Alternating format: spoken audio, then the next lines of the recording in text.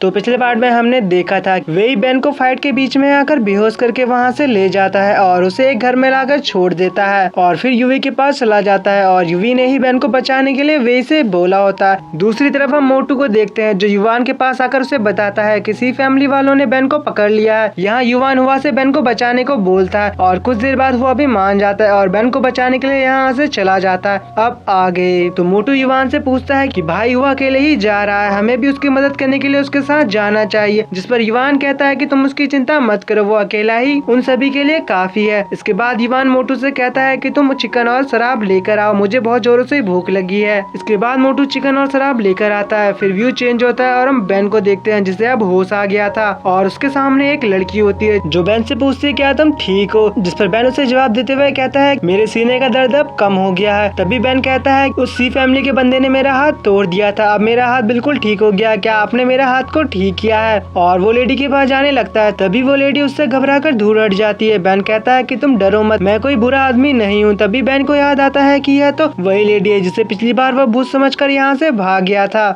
पर बेन कहता है इस बार मुझे इसका शुक्रिया करना चाहिए क्योंकि इसने मेरी इतनी मदद करी है। तभी हम देखते हैं कि लाओ जियो भी बेन का पीछा करते हुए वहाँ पहुँच गया था। वो बेन को बुलाते हुए कहता है कि मुझे तुम्हारे साथ लड़ने में मजा आ रहा था, अब ऐसे कायर मत बनो और जल्दी से बाहर आकर मेरे साथ फाइट करो। उसकी यह बातें सुनकर बेन कहता है कि यह पागल आदमी फिर से यहाँ आ गया है। बेन उस लेडी से कहता है कि तुम यहीं रुको, मैं अभी थोड़ी देर में वापस आता हूँ और फिर यहाँ से जाने लगता है। तो वो लेडी पूछती है क्या वो आदमी सच में बुरा आदमी है। तो बेन कहता है कि वो एक बुरा आदमी है और साथ में एक पागल भी है। इसके बाद वो बाहर जाने लगता है। तभी हम उस लेडी को देखते हैं जो अपनी पावर का यूज करने लगती है और फिर हम बाहर लाओ जियो को देखते हैं। तभी लाओ जियो चिल्लाते हुए कहता है कि मैं जंगल में भेड़ियों के साथ बड़ा हुआ हूँ, मैं तुम्हें सूंघकर ढूंढ लूंगा कि तुम कहाँ पर छिपे हो। तभी उसका पैर गुलाब की पंखुड़ियों के ऊपर आ जाता है और यहाँ पर एक बवंडर बन जाता है जो उसे उठाकर दूर फेंक देता है और ये सब वो लेडी कर रही होती है। जब बेन घर के बाहर आकर देखता है तो यहाँ पर उसे कोई भी नहीं दिखाई देता है। तभी उसकी नजर अंदर लेडी पर जाती है जो अपनी पावर का यूज करने के बाद बहुत कमजोर हो गई थी और बेहोश हो जाती है। बेन जल्दी से उसके पास आकर उसे उठाने लगता है पर जैसे ही बेन उसे छूता है तो बेन का हाथ उसकी बॉडी के आर पार हो जाता है। बेन उसे छू भी नहीं पाता है। इसके बाद बेन डर जाता है और डर के मारे चिल्लाने लगता है। उसी वक्त उस लेडी को भी होश आ जाता है। बेन उससे पूछता है क्या तुम इंसान हो या फिर एक भूत हो, जिस पर वो लेडी कहती है मुझे नहीं लगता कि मैं एक इंसान हूँ। तभी बेन वहाँ पर रखे कैंडल को पकड़ लेता है और बोलता है तुम ऐसी कब से हो। वो लेडी कहती है कि मुझे याद नहीं है कि मैं ऐसी कब से हूँ,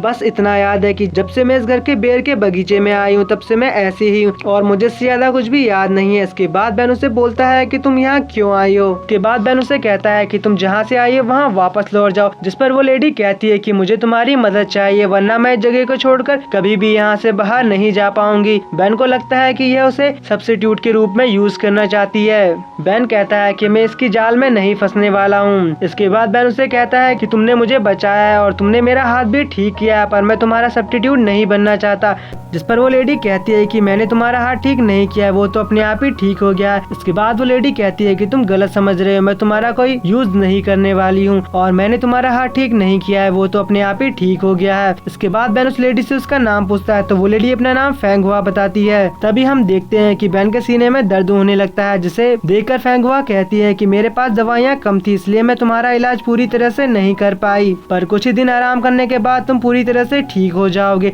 उसकी ये सब बातें सुनकर बेन सोचने लगता है कि यह लेडी मुझे बुरी नहीं लगती, इसने मेरी बहुत मदद करी है। इसके बाद बेन खड़ा हो जाता है और कहता है तुम मुझसे इतना डरती क्यों, जिस पर फेंग हुआ कहती है कि मैंने कभी भी अजनबियों के साथ बातें नहीं करी है। तो बेन पूछता है क्या तुम्हारे पेरेंट्स स्ट्रिक्ट थे जो तुम्हें किसी लड़के के साथ बात करने नहीं देते थे। तो फेंग हुआ बताती है कि मेरे माता पिता नहीं है, मुझे कुछ लेडीज ने पाल कर बड़ा किया था। तभी बेन कहता है मैं भी बचपन से अकेला ही पला बड़ा हूँ। इसके बाद बेन उसकी आंखों को देखते हुए कहता है कि तुम्हारी आंखों को क्या हुआ। तभी फेंग हुआ थोड़ा घबरा जाती है। तो बेन कहता है कि कोई बात नहीं, मैं समझ सकता हूँ एक इंसान और भूत की दुनिया अलग अलग होती है। और इसी वक्त यहाँ पर सुबह भी हो जाती है। तो बेन कहता है कि तुम्हें अब वापस चले जाना चाहिए, शायद तुम सूरज की रोशनी को बर्दाश्त ना कर पाओ। इसके बाद फेंग हुआ कहती है कि अगर आपको मेरी कभी जरूरत पड़े तो मैं इस घर के कुएं में रहती हूँ, आप वहाँ आकर मुझसे मदद मांग सकते हैं। बेन कहता है ठीक है, मैं वापस आऊंगा। फिर फेंग हुआ यहाँ से जाने लगती है पर तभी वो मुड़कर पूछती है कि मैंने तो आपका नाम पूछा ही नहीं। तो बेन उसे अपना नाम बताने लगता है पर तभी वो रुक जाता है और कहता है कि मैं लड़कियों की देखभाल करने के लिए बहुत मशहूर हूँ और मेरा नाम वंसलैसी है। बेन उसे अपना गलत नाम बताकर यहाँ से भाग जाता है। फिर व्यू चेंज होता है और हम युवान और मोटू को देखते हैं जो मजे से ड्रिंक कर रहे रहे थे तभी यहाँ पर युवा को देखते हैं जो बेन समझकर किसी और को ले आया था। और उसके बाद युवान और मोटू युवा के पास आ जाते हैं। मोटू कहता है कि भाई युवा, आप तो कमाल के हैं, सी फैमिली एक बहुत बड़ी फैमिली है, आप वहाँ से बॉस को बचाकर ले आए हैं। जिस पर युवा कहता है कि तुम दोनों यहाँ मजे कर रहे हो, जबकि मैंने अपनी जान जोखिम में डालकर इसे बचाया है और जल्दी से इसे चेक करो, ये अभी जिंदा है या फिर मर गया है। उसी वक्त यहाँ पर बेन भी पहुँच जाता है और बोलता है कि मैं वापस आ गया हूँ। युवान और मोटू बेन को देखकर हैरान रह जाते हैं कि बेन तो यहाँ खड़ा है, तो इस बोरी के अंदर कौन है। मोटू जल्दी से बोरी खोलकर देखता है तो उसके अंदर एक लड़का होता है। और इसी के साथ ही एपिसोड यहीं पर एंड होता है।